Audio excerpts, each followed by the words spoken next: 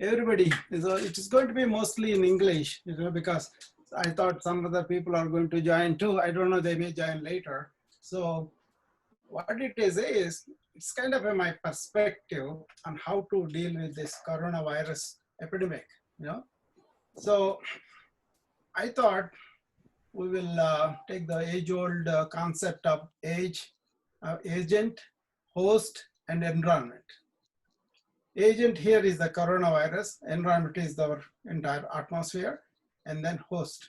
We are taking care of the agent and the environment, but we are not really paying attention to the host.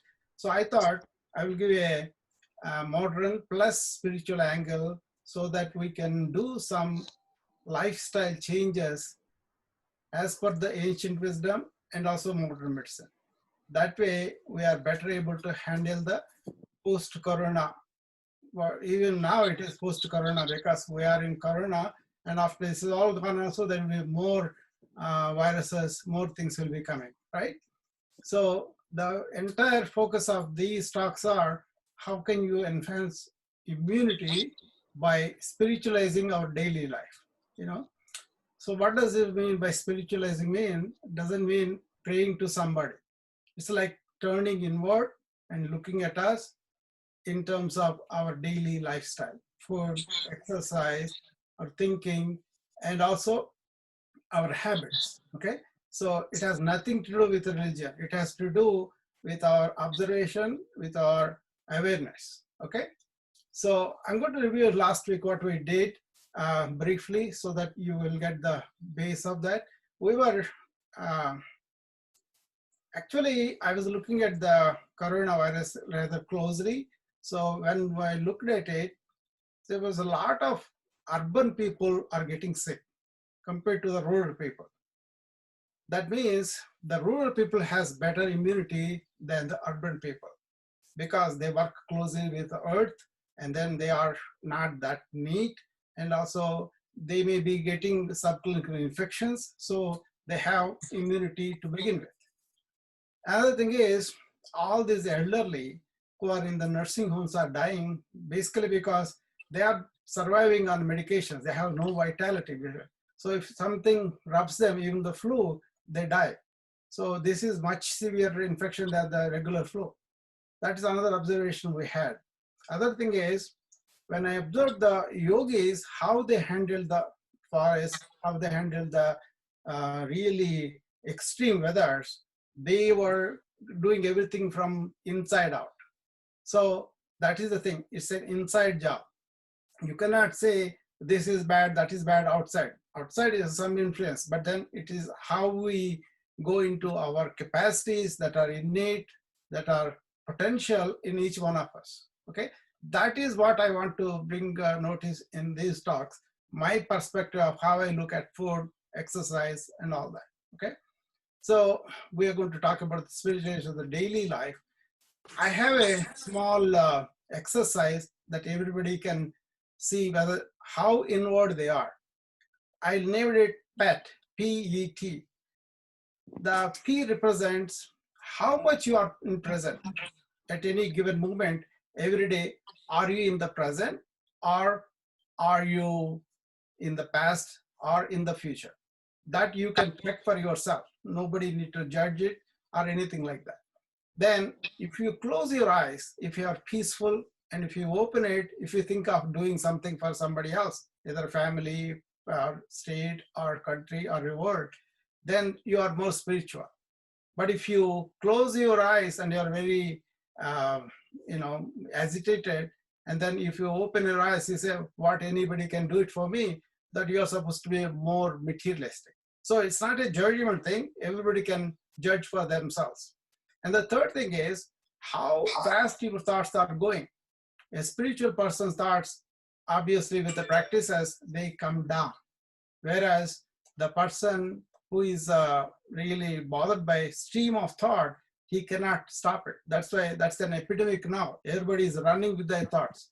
So you can do the exercise yourself and say, where am I in spiritual angle that way, okay? So it's not a belief or ritual. It's just looking at your exterior and interior lifestyles, okay?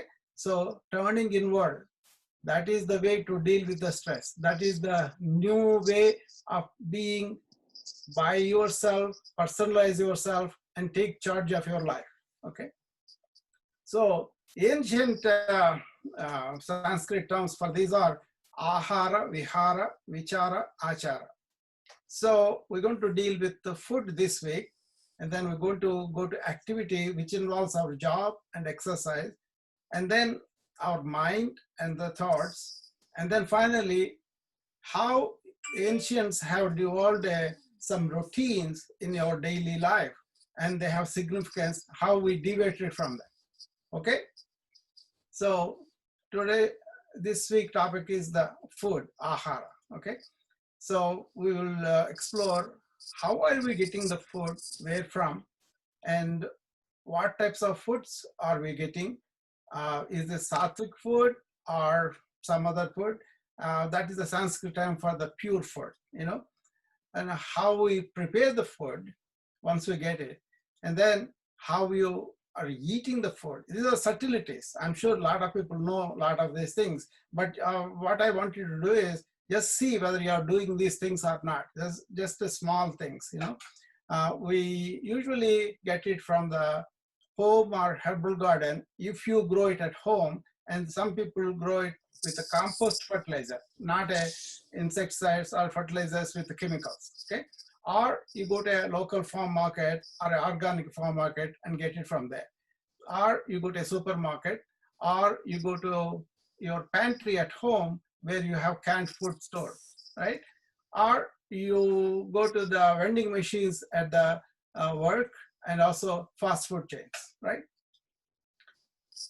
In grade of what is best and worst, obviously the best is if you homegrown with a compost um, uh, fertilizer rather than insecticides or chemical fertilizers, because they have the cancer risk and everybody knows about that. And then the compost has all organisms are grown by themselves, so it's like a natural. So that actually shown to increase the vitality of the foods that are grown in the home garden. So that's why it's very good for your body. Not only that, if you grow something, if you plant a seed and nurture it and grow it, it's good for your soul. Otherwise, you can go to the local market, which is fresh fruit and all that, because they just plucked it from the garden and then bring them instead of long travel in the other ways. Otherwise, it doesn't have any preservatives because they don't have to keep them fresh for long. They can sell it right away. So that also helps the local economy, and then you can know the vendor, and then you can build up a friendship, which used to be the way before. And now you can you don't have those relationships because mostly it is mechanical. Okay, so it can be a social outlet though. There's another thing too. If you go and pick food in a farm, like some other people do here, they have what's called forest bathing, and that is shown to reduce the stress levels. This is also reported in medical journal too. Otherwise, you can go to the supermarket. Obviously, they have long shelf life, and they have a lot of preservatives, a lot of salt added, and all that. And in your pantry, you have the canned food, which is known to have preservatives to do, and also stainless. It may not be fresh. Actually, I'm never used canned food in this country. Even though I'm staying here, I always try to get the food as fresh as possible. Of course, vending machines is the not nutritious, and they have been there for a long time, and they're generally not good for your health. But that is what we have to do in the hospital sometimes. Of course, fast foods, they are known for the major cause of ill health in the world. And somebody sued McDonald's a long time ago. From then onwards, they're trying to incorporate some salads, some whole foods and all that. It's really breeding bad habits, because people go by impulse and eat even though they are not hungry. And then they just insist that though they cannot wait for food, they cannot control their hunger, all those problems. Of course, irregular habits. They go and eat whenever they want. Okay, 24 hours open, right? That is the part, how we get the food from where, and what are the problems involved in that. Now you got the food, you're preparing it, but the important thing is who is preparing it, you know, and what kind of mind they have. See, I learned all this from Sadhguru and Ramana Maharshi. What they said was, the person who is cooking, if he's a loving mom, obviously it tastes very good for you and it's good for you too. And then from pan to plate is the best thing, right? Also, she may know about your condition. You may have diabetic, you may have hypertensive, heart problems, and all that. And then she can cater it to your needs and your taste too. You know, so it's not like a chore. It's a fun for her, and also she may involve you and teach you valuable things. Whatever the budget, how much this is good for the health, how much labor it is needed. Indian cooking needs a lot of labor, you know. That communication helps them when they go out of the house. Rishi can cook for himself because he took care of some things at home, and then that became an asset for him now, okay? So if it is a cook hired by you, it's a just job for him. And then he may breed dependency on you, because if you don't know how to cook, if he doesn't show up, then you're in trouble. The same with a lot of expense there, okay? And also, we are not going to learn cooking if somebody is always cooking for us and giving to us, okay? These days, restaurant obviously nobody is going, and this has become a big headache in the modern life also. Very few people eat at home or prepare at home, and they go and eat on the go. All that because this habit of going and eating outside. Once in a while, social purpose, it was okay. But then doing it every day, that has become a norm in modern countries. And then that is a problem. Because they have the risk of infection, as we are seeing it. And then they want to eat, sell you things that you will eat. That means they can put all the oil, all the salty, and then make the sizes big so that you will eat and will come back. So their aim is to make money. Obviously, everybody knows about this. I was at an International Diabetic Association in Minnesota one time, and they did a research on the obesity, and then they said how the obesity is encouraged by restaurants serving big sizes and then encouraging the tasty things. And then whatever we are teaching in the healthcare field, they are nullifying it by going exactly opposite. So we know all this, but are we aware of it when we go to the restaurant? More people are asking now, what is it made up of? What are you putting it and all that? But very few people do that for health's sake. They go more for the taste, more for the fun, more for the social and all that, you know.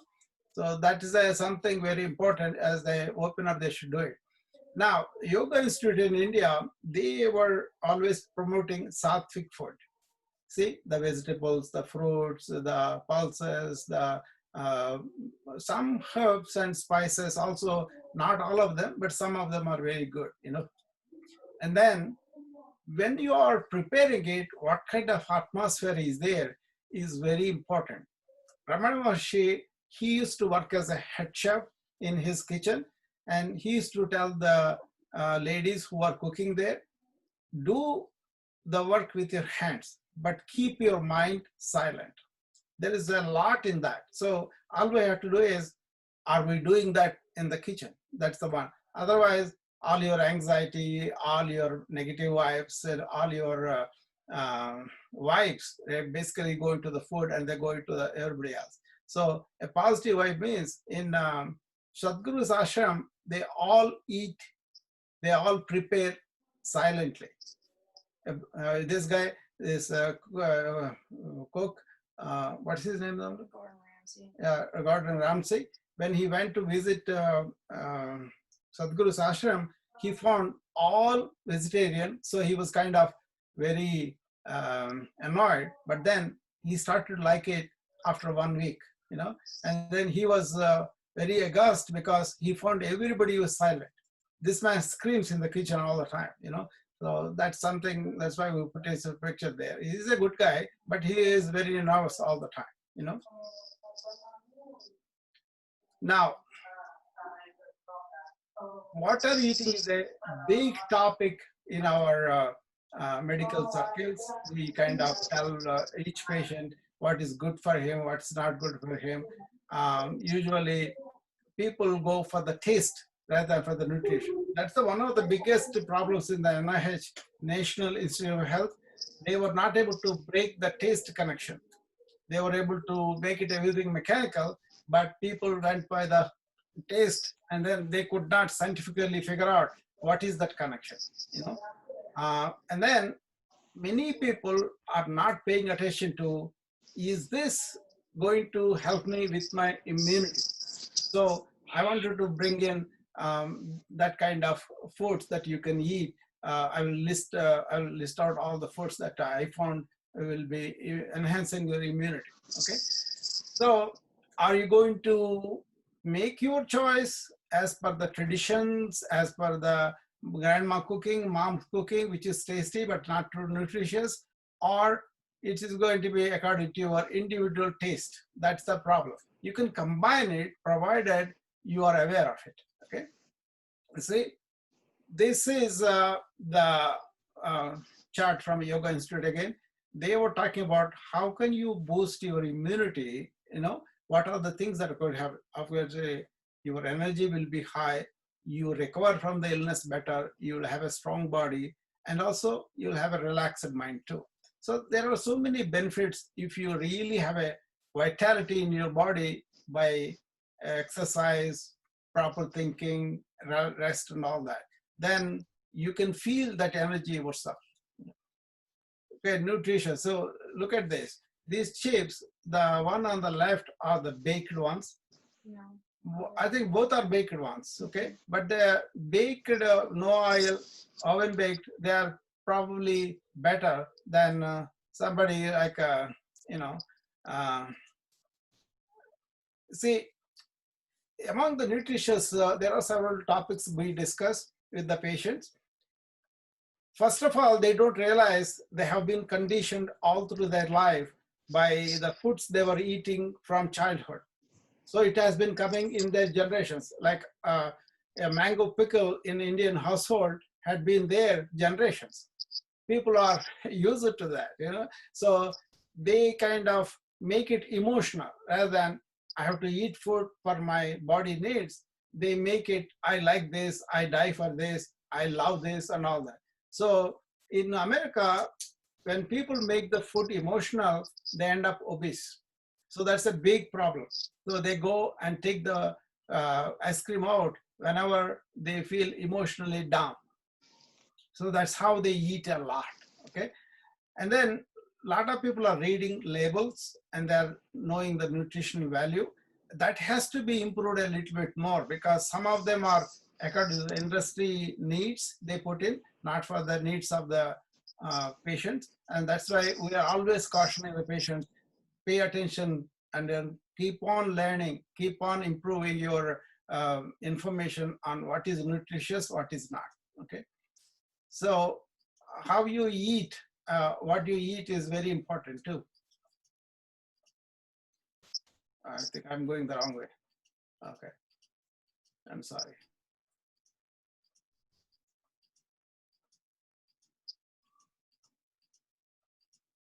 Okay, now coming to the non-nutrition, obviously oily and salty. And among the oil also, they have animal fat, which is shown to be much, much worse than vegetable fat. So they don't know the difference and they get used to the taste. Even in the French fries in McDonald's has some beef broth in it, I believe. So that is, even though they want to avoid it, they don't know how many foods are oily and salty too. And then they are calorie rich, obviously. So they consume a lot of these pops and Coca-Colas that have a lot of calories. They don't pay attention to them. And then in no time, they consume so many calories, you know. And after we say there are nitric oxide in Coca-Cola bottles, people are not aware that there are so many toxins in there. So paying attention and being aware of these things will help us not to form a habit, you know. And then main thing is, if you drink these things, they burn quickly and they deplete your energy and vitality too. Now, these are the immunity enhancing foods. I listed them out. Obviously, all berries. but especially gooseberry, amla, we call it, that is 10 times more in vitamin C than oranges.